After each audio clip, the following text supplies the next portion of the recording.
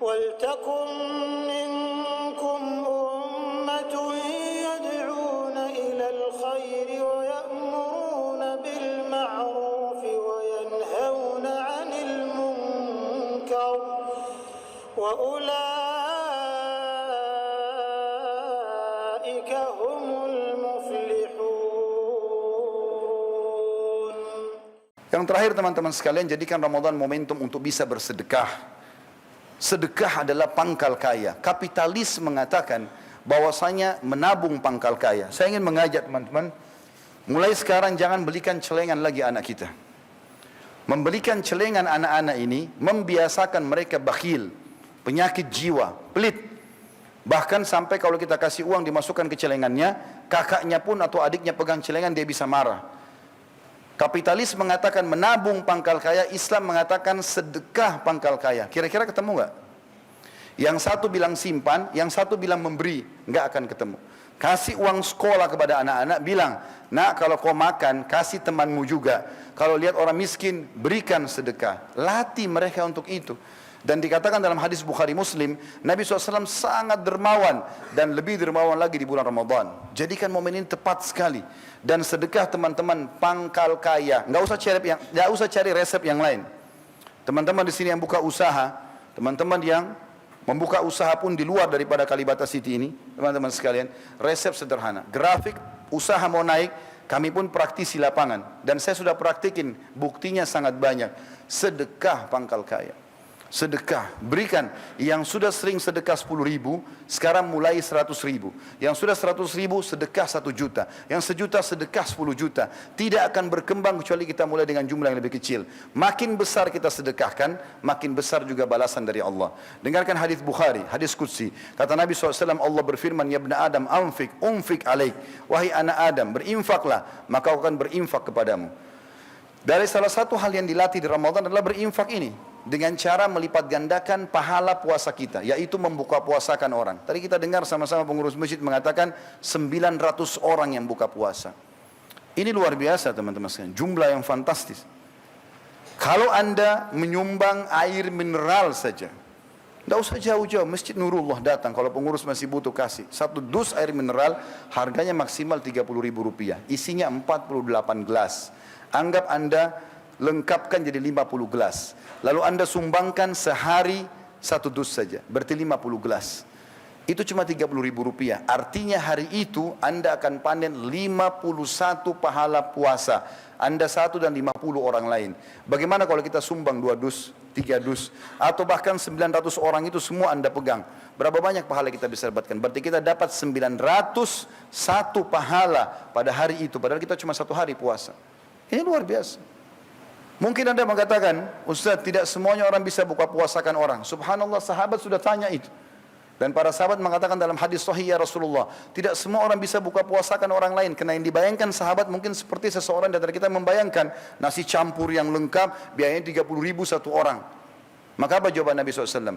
Allah akan berikan pahala buka puasa ini, walaupun dia hanya memberikan susu yang dicampur dengan air. Kalau susu kita campur air, teman-teman, tinggal warna, hilang rasanya. Tapi kalau tidak punya kecuali itu, dia dapat pahala orang yang dikasih buka puasa itu. Atau sebutir kurma, atau seteguk air. Bukan 1 gelas, seteguk air. Dan apa kata Nabi SAW? Dan siapa yang memberikan seteguk air bagi orang yang berbuka puasa, Allah akan memberikan dia seteguk air dari telagaku pada hari kiamat, yang dia tidak akan pernah haus sampai masuk ke dalam surga. Kesempatan emas.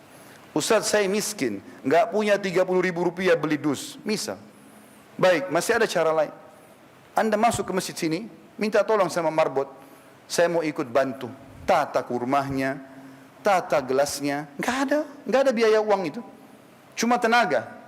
Kalau juga masih belum mau, sudah miskin, susah, mau jadi orang kaya, masuk ke masjid, maunya cuma dilayani.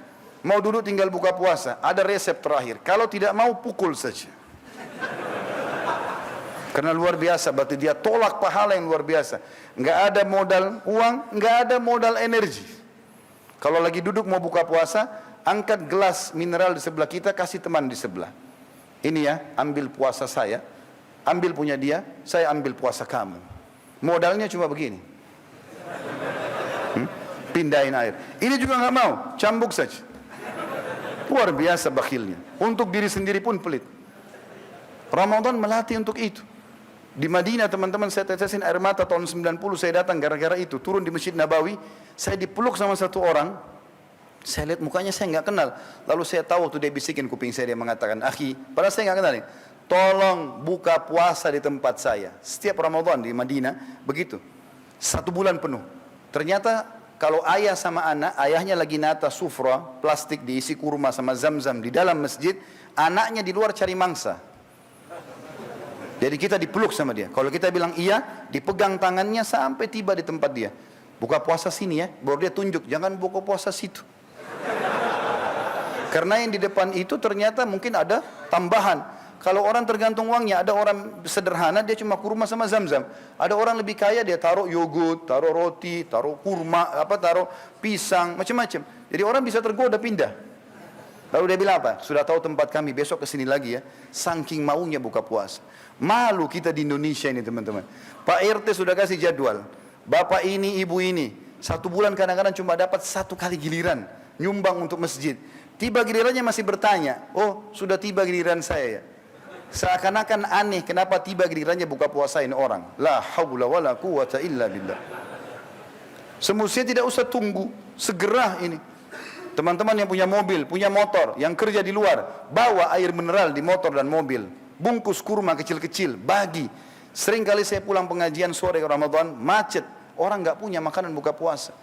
Bagi-bagi 10 orang aja. Mungkin dari 10 orang itu yang lewat di pinggir jalan, subhanallah. Di antara mereka ada 1 ahli Al-Quran, ahli ibadah. Antum panen pahalanya sehari itu. Mungkin teman-teman itu ibadah terakhir kita. Allahu a'lam. Berbuat ibadah. Saat ibadah datang kesempatannya, tugas kita eksekusi. Bukan negosiasi. Azan, eksekusi langsung. Sholat. Syaitan bisikin. Negosiasi syaitan tuh. Tidak usah di sini, masjid sana saja, waktu masih panjang. Kadang-kadang kita iya, akhirnya kita ke sana masbuk 1 rakaat. Orang miskin minta, kita eksekusi, kasih langsung. Syaitan bisikin, itu orang mampu, anak pinjaman, kakinya palsu. Dusta semua syaitan ini, supaya kita tidak sedekah. Jangan negosiasi, eksekusi langsung.